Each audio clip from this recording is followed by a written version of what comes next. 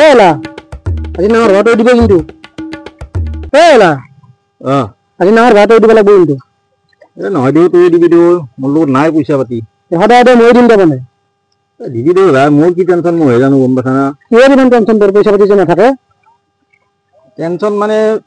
তিৰিৰ লগত হৈছে এইগিলা তিৰিৰ কাৰণে হৈছে মানে 1 টকাও লগত নাস্তা হৈছে মোৰ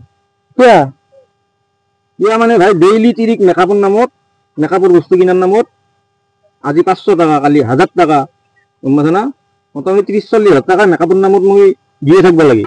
ডেইলি 500,000 1500 ইনকাম মুঠতে সদায় দিব লাগে হয় নেকি ক'ত থাকে মোৰ লগত পইচা সেনা যদি হৈছে মেকআপৰ পইচা নিদিলি হ'ল তই